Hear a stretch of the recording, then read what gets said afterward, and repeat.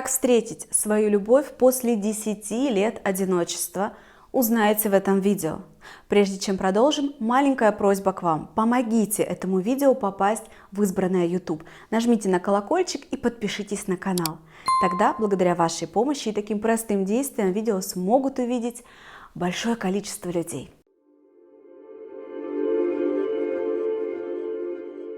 Как после 10 лет одиночества встретить свою любовь? 10 лет это много. Что такое в вас есть, что сдерживало вас целых 10 лет от новых отношений? Ведь вокруг огромное количество мужчин. Иногда кажется, что хороших уже нет, но это неправда. Я уверена, что каждая из вас, ты можешь прямо сейчас вспомнить хотя бы один пример женщины, которая, может быть, не будет твоей прям близкой, знакомой, но которую ты знаешь через. Например, подружка Маша сказала, что есть Света, у которой подружка Галя, которая вот встретила классного мужчину, когда у нее, например, уже ребенок или когда ей за 30. Такие примеры существуют. Если у других получается, у тебя тоже может получиться.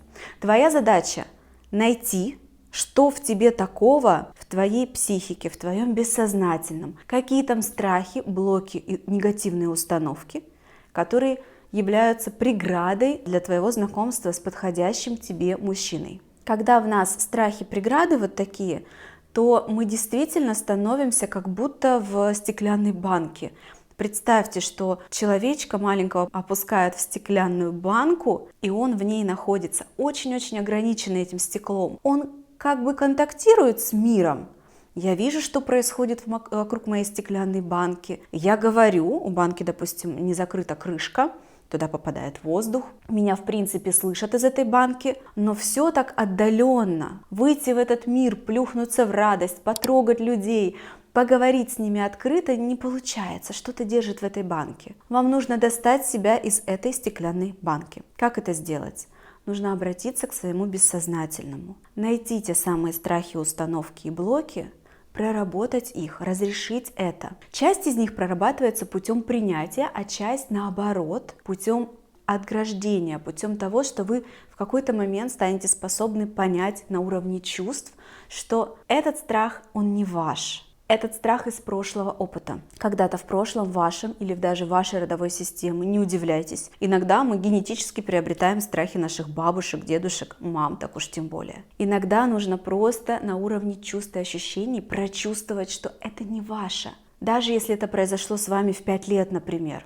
Это в прошлом, это нужно оставить там. Самому сделать это сложно. Обращайтесь за помощью к специалистам. Я в каждом видео повторяю одну и ту же мысль, потому что она очень важная. Если вы действительно хотите решить свою трудность и действительно встретить хорошие отношения спустя 10 лет одиночества, то уж найдите способ сходить к специалисту, который профессионально вам поможет.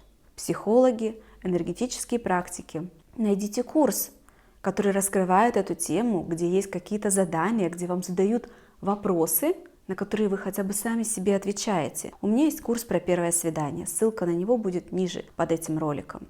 Там информация, погружайтесь в информацию, изучайте. Не думайте, что просто получив ответ на вопрос, у вас все изменится в 1 секунду. Если уж вы как-то оказались в этой трудной ситуации, то нужно немножко потрудиться, чтобы выйти из нее. Нужны ваши действия, нужна ваша энергия, для того, чтобы это разрешилось в вашей же жизни для вашего же блага. Единственный совет, рекомендация, доступная вам прямо сейчас, независимая ни от кого, где нужны только вы. Начните ходить на свидания. Чтобы встретить мужчину, нужно ходить встречаться, тренироваться с разными мужчинами. Не целоваться, не спать, не заниматься сексом без желания в теле и готовности. Ходить, общаться, вступать в коммуникацию, открываться. Становиться энергетически доступной для контакта. Для этого нужна практика.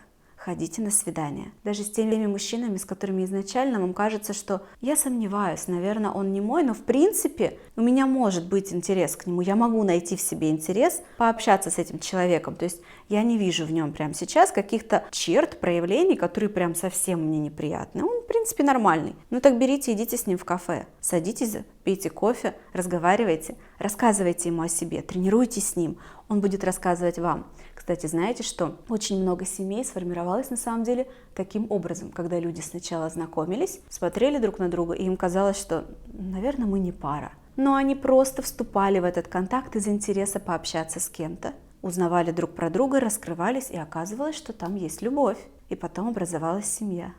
Вот так интересно бывает. Если у вас есть вопросы, пишите их смело в комментариях. Под видео я читаю комментарии, стараюсь отвечать по возможности на все вопросы. До встречи в новых видео, заходите в гости. Пока-пока.